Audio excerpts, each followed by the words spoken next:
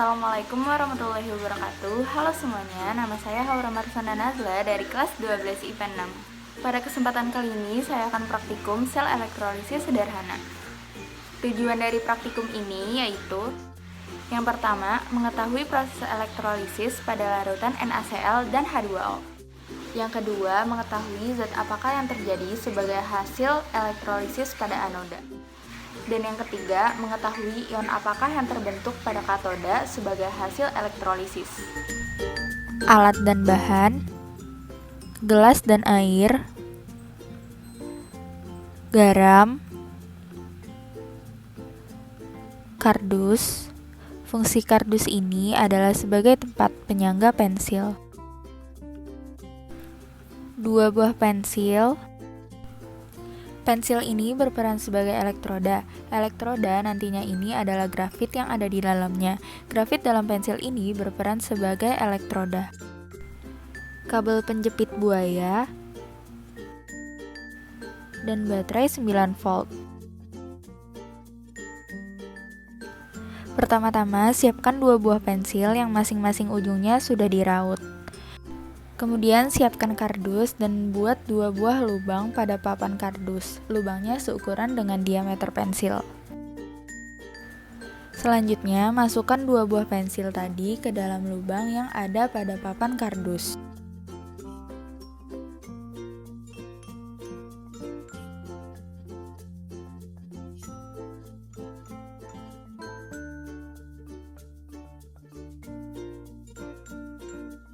Selanjutnya, siapkan air dan masukkan garam.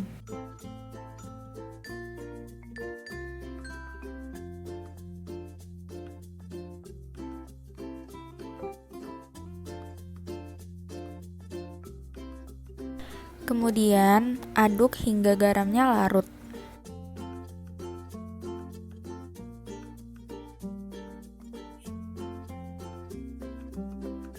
Siapkan baterai 9 volt. Siapkan kabel penjepit buaya. Kemudian hubungkan kabel penjepit dengan baterai.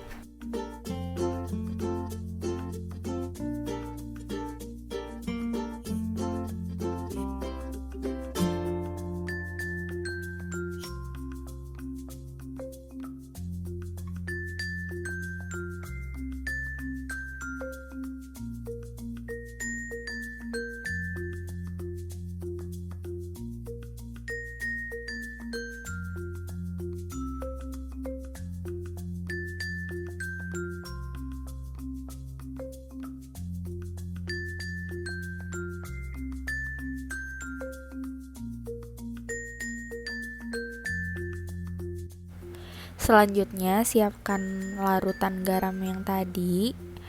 Masukkan kedua buah pensil. Kemudian hubungkan baterai 9 volt dengan grafit yang ada pada pensil menggunakan kabel yang saling terhubung dengan capit buaya.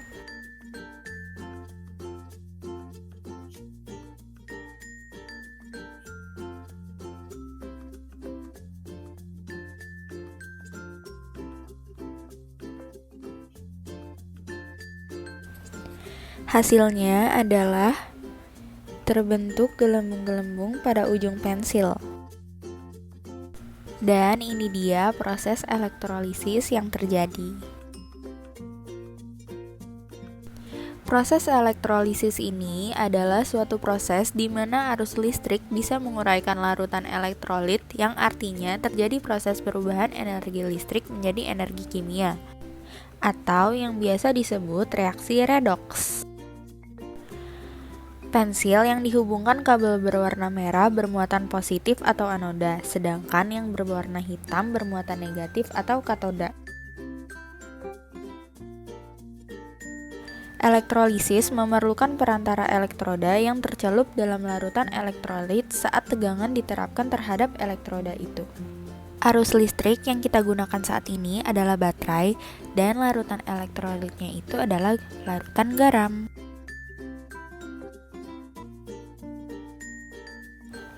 Lalu, kenapa sih bisa terbentuk gelembung-gelembung gas pada masing-masing ujung pensil? Simak pembahasan berikut. Pada praktikum kali ini, kita gunakan garam atau NaCl dan air.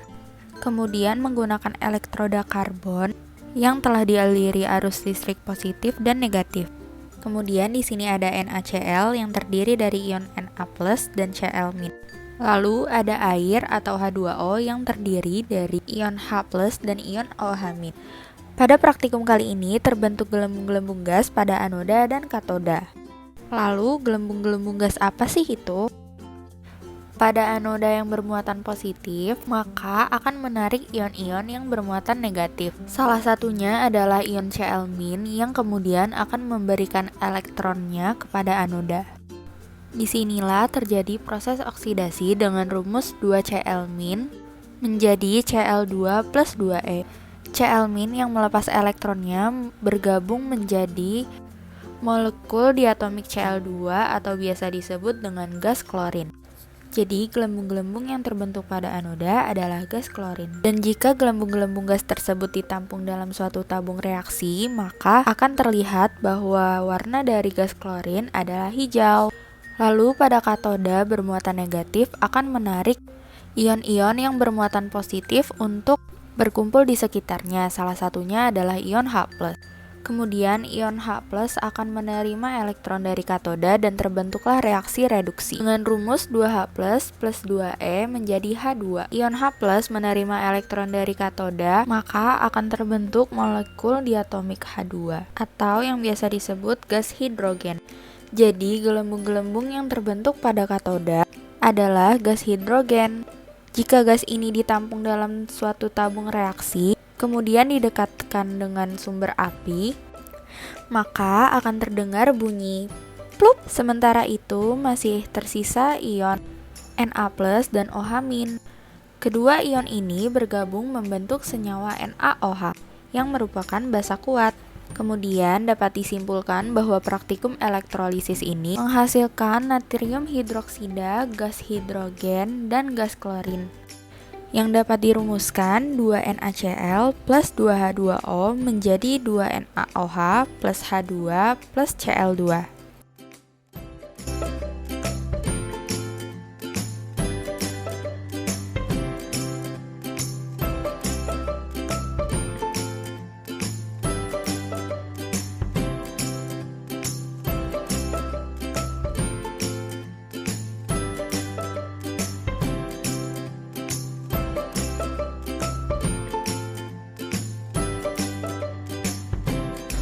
Jika kalian mencoba untuk mencium aroma larutan setelah praktikum, maka akan tercium aroma seperti kaporit. Aroma kaporit itu berasal dari aroma gas klorin atau Cl2 karena Cl2 ini biasanya digunakan sebagai kaporit dan juga sebagai bahan pembersih pada beberapa produk-produk pembersih.